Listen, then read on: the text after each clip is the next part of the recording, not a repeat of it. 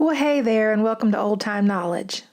We're going to put up some beans today, y'all. These are actually for my dad. If you watched my video telling y'all what y'all should be doing if you're not doing it already as far as canning goes, this is going to be the first video that follows that where I'm actually going to practice what I preach, which is putting stuff up to fill a pantry. So, my dad had a wish list of things he wanted me to can for him. For every single vegetable he mentioned that he wanted canned, he said he wanted to have some kind of seasoning meat with the vegetable. That's not going to work for some of the vegetables because the times are different. So I want to show y'all this. This is, I don't know, hopefully, let me see if you can see this. This is the USDA Complete Guide to Home Canning. This is actually available as a free download online. You can download it completely free. I will leave a link in the comments below. I happen to order this print version from Amazon because you can order a printed version, but of course you have to pay for that because printing costs money and shipping costs money. So this is the official guide that if you follow the guidelines in here, you are going to be safe. You are not going to have to worry about making anything that's going to kill your family or give your family botulism or anything like that. As long as you follow the rules in this book or the rules that are posted on the website for the National Center for Home Food Preservation, I'll also put that link below, you're going to be fine because these are tested guidelines. So this book says that when you're canning dry beans, it says for beans shelled or dried, for pints, you're going to process them for 75 minutes or for quarts for 90 minutes.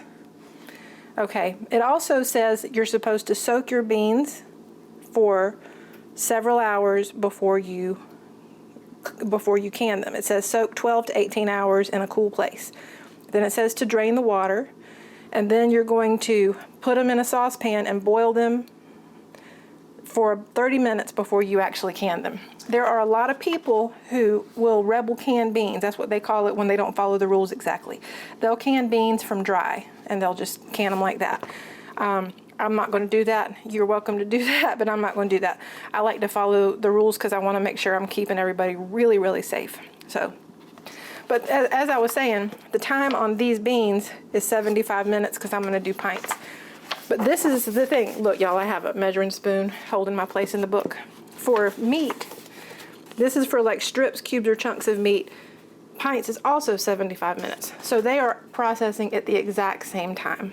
Now, if they were processing at wildly different times, for instance, if the beans were only processing, say, 60 minutes, but the meat had to be processed 75 minutes, it would not be a good idea to process them together because of the fact that if I process them long enough for them to be safe as far as the meat goes, the beans are going to be way overdone.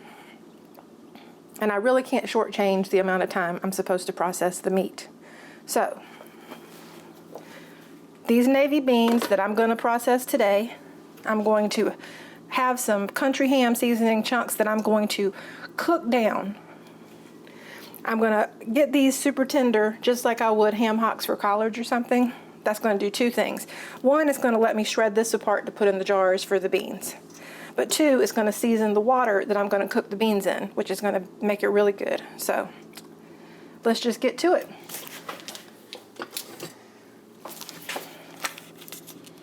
And basically, there's a lot of different kinds of seasoning meats. If you don't live in the South, I don't know if you can get this kind of stuff. So I'm sorry, but the closest thing you might be able to get is like strips of bacon or, you know, if they do sell like ham where you live, not sandwich ham, but like whole ham, you could use something like that, but it's not going to be quite as salty. It's not going to be the same as using a seasoning meat like a ham hock or a streak of lean or these seasoning chunks or whatever.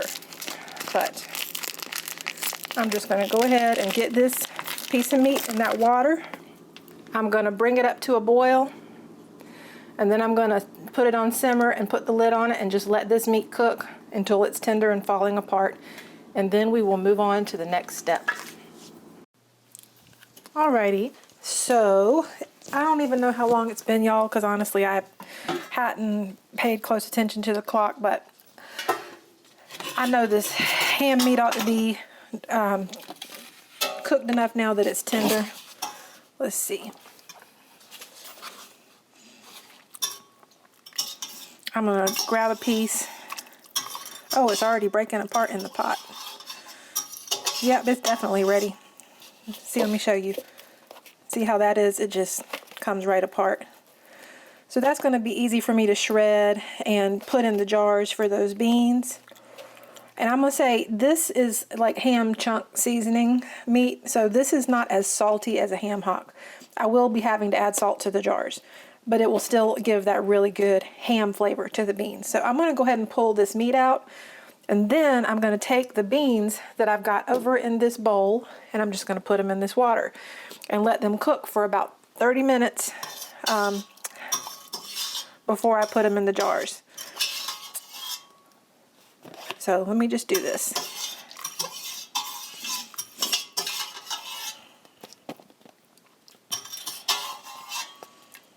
And the reason why I'm taking the meat out is so I can divvy it up and get about an equal amount in each jar. It's not going to be a lot. It's just basically enough to just to give a little bit extra seasoning. All right, so let me go ahead and get these in this pot.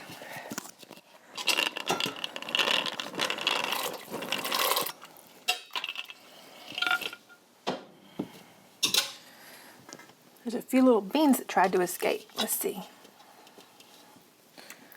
So this is the thing, the 30 minutes thing where you've got to let these cook for about 30 minutes or simmer for about 30 minutes before you put them in the jar. The point is just to get them to start cooking and to be a little bit soft so that when they go in the jar, the whole purpose of the soaking and the boiling a little bit before you put them in the jars is so that they will have enough water that has soaked into the beans that when you go to process them, they're not going to be sucking water in from the jar. So that way when you're done, you've got what your finished product, you're going to have plenty of broth in the jar. The beans, they're not going to end up, you know, having some that look dry on top and stuff like that. So anyway, I'm going to let these cook for about 30 minutes and then we'll get them canned up. All right, so the beans cooked for about 30 minutes, but it wasn't like a heavy duty boil. That's not necessary. So they did cook for 30 minutes and they've just been sitting there. I don't think that these beans are going to fill all 10 jars here. Honestly, I don't know. I don't remember how many 2 pounds of dry beans we'll get because I haven't done these since last year and I can a lot of different things and I sometimes just can't remember. But anyway, if I have some extra jars left, I'm going to can some boneless, skinless chicken breasts in them because that's super easy and they all can for the same amount of time. So I've got my canner over on the stove and it's got water in it up to the line. I'm not going to go into all the basics of canning in this video because at some point I'll probably do a video like that, but there are a ton of videos on YouTube that will take you through the process of canning. But really my purpose of doing this is to bring you along with me while I can some things to put up. And inevitably there are going to be people who are going to say, why bother canning beans to put up? Like, isn't it easier to just store dry beans because they don't take up as much space, you don't have to have jars, etc., etc. It's good to keep both dry beans in storage and cooked beans in jars. And the reason why is because it's the convenience factor. How long does it take to cook beans? And I know some of you are going to say, well, I can do it in such and such an amount of time in my Instant Pot. That's fine. But let's pretend your power's out. You're not going to be using your Instant Pot. But it sure would be nice to just crack open a jar of beans and then they're cooked. You know, not to mention if you ever had any water issues in your area, you might have water stored in your house for your family, but you're not going to want to be using all the water that's necessary to soak your beans and then to cook your beans if you can just take a jar out of your pantry where the beans are already cooked. And so then you can save the water for drinking or for other things where you really need the water. So that said, I'm going to go ahead and start filling these jars and I'll add the ham on top once I know how many are going to be filled. And I'm going to also add salt. The broth that the beans cooked in has a little bit of salt flavor to it from the ham meat, but as I mentioned, like this ham meat, it's not going to salt something as much as a ham hock would, and so I'm going to need to add salt. Normally for pints, they recommend you add about a half a teaspoon. I'll probably add just a little bit less than that because this ham meat will have some salt, so I don't want them to be too salty. It's always easier to add salt if you need to, but I will be adding probably close to a half a teaspoon per jar. So let me just get started filling these and get them fixed up.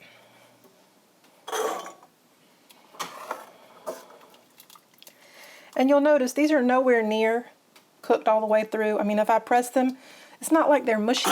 You know, they've not been cooking long enough to get mushy. The whole purpose is to get them to have enough water soaked up in them that they're not going to suck all the water out of the jar so that you have a jar that's lacking in broth. But also, it's a density issue, because that's one of the things about pressure canning, and that's why they recommend different times for different foods, is because different foods have different density. And so you're not going to want to process things for an amount of time that's not going to get the heat transferred all the way through the contents of the jar.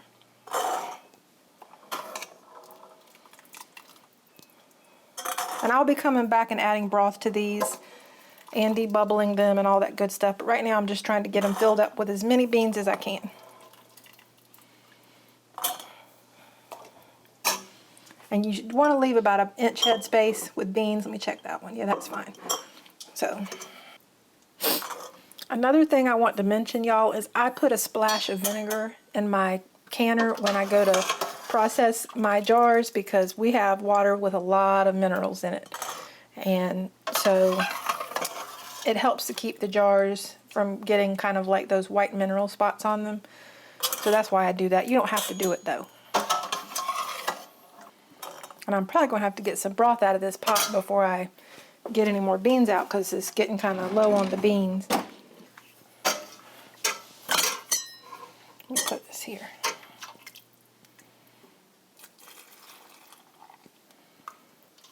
I just thought about it, y'all. With the amount of meat that I have, I probably need to make some more space in these jars, don't you reckon? I probably do. Let's see, because otherwise I'm not going to really have room for the meat.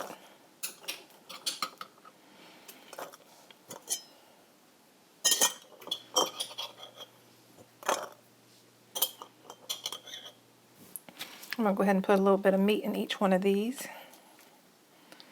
And then I'll come back and add more broth, because I just want to make sure that I keep them at an inch head space. That looks about the same. That looks good. That ham meat is good, y'all. I had to lick my fingers.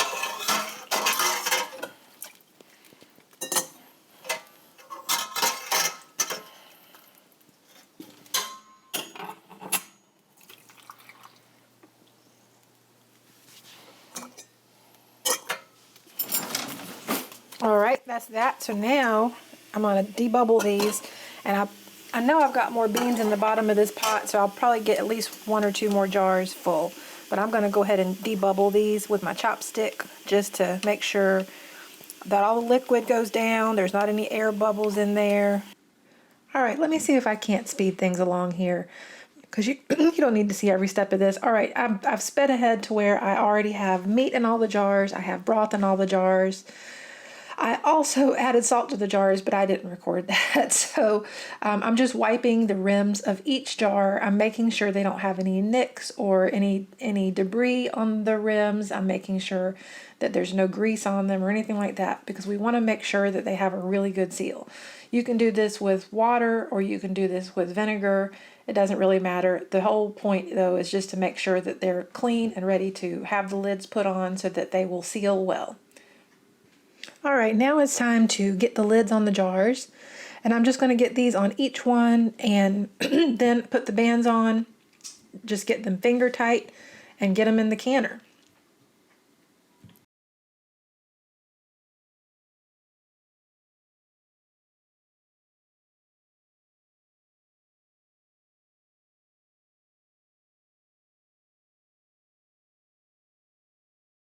All right, I want to point something out here.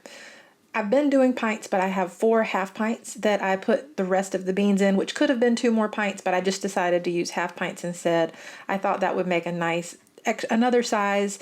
The whole thing though is when you can things, you can can them in different sizes, but you need to can them at the time for the larger size. So I'll be canning these for pints. There is no lower time amount than for pints. So they're just going to get canned for 75 minutes, which is the amount of time for pints. And I'll be processing them at 11 pounds pressure, which is what is called for where I live. This here is the steam valve. I can't even start timing the amount of time that the beans are canning until this has been steaming for 10 solid minutes. And then I will put the regulator on the little valve there, and then I'll be watching for the pressure to go up. And so I'll take you through that process as we go. Okay, you may not be able to see it, but this has been steaming for a while now. I just need to let this steam, as I said, for 10 solid minutes before I put the little regulator on top of this valve, which will then allow the pressure to start building in the pot. Okay, it's been steaming for 10 minutes now, so I am going to put the regulator on, and now I'm going to start watching for that gauge to get up to 11 pounds pressure, and I will not start timing until it has hit 11 pounds pressure. Okay, as you can see, it is now at 11 pounds pressure, so now is when I start timing the pressure canning for 75 minutes. I'll have to keep an eye on the dial on my stove to make sure that this stays around 11 pounds pressure, but at the very least, it must not go below 11 pounds pressure. It's okay if it goes up a little bit. It just doesn't need to go below 11 pounds pressure, because if it does, I will have to restart the whole process over again as far as the timing of the pressure canning for safety. So I'm going to let these process for 11 pounds pressure for 75 minutes, and then I will bring you back and show you what I do next. All right, it's been 75 minutes and I have turned the burner off. I just have to wait now until the pressure comes completely down before I even think about removing that regulator cap. Also, I can't just wait until it gets down to 0. I actually need to wait until that little button in the back, which indicates that it's pressure inside the pot. I need to wait until that has dropped completely before I remove the regulator cap. All right, it's down to 0 now, so it really is just a matter of time before that little, there's the button just went down, so that means I can remove the regulator cap, which is what I'm going to do right now.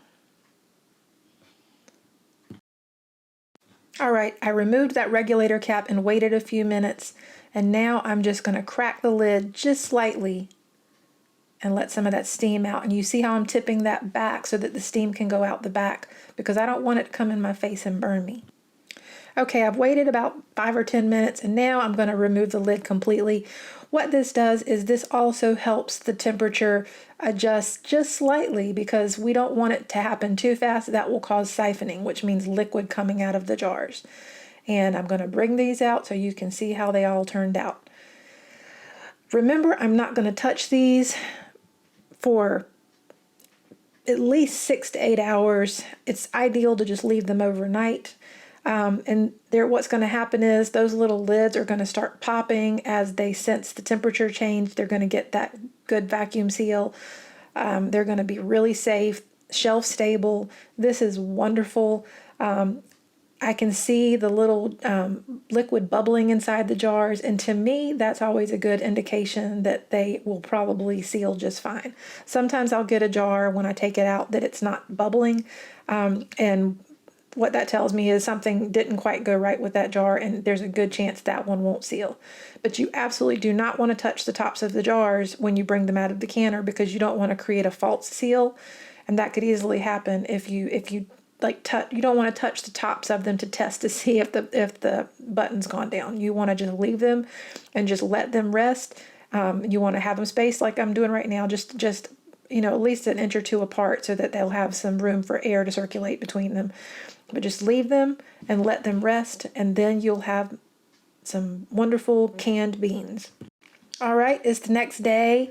These all canned beautifully. Every single one has a good seal, and I'm going to show you how you can check that. I take the ring off, and then I should be able to pick the jar up by the lid, and it should hold, and it does. And they all do that just beautifully. So and then what I'm going to do is I'll be able to clean up all of these jars. I can wipe them down just if there's any bean broth or anything that's on them from when I canned them. Occasionally there will be a little bit of siphoning, but regardless, it's just a good idea to wipe your jars down after you're done canning them. So I'm going to take all these rings off, and then I'll be able to put these jars away. And these will be ready for me to take out to my dad's when I go out to his house very soon. So I hope you'll try canning some beans. Whether you use meat or not, it doesn't matter. This is such a good staple to have in your house, and it's way cheaper than buying cans of beans at the store. So thanks so much for watching, and I'll see you again soon.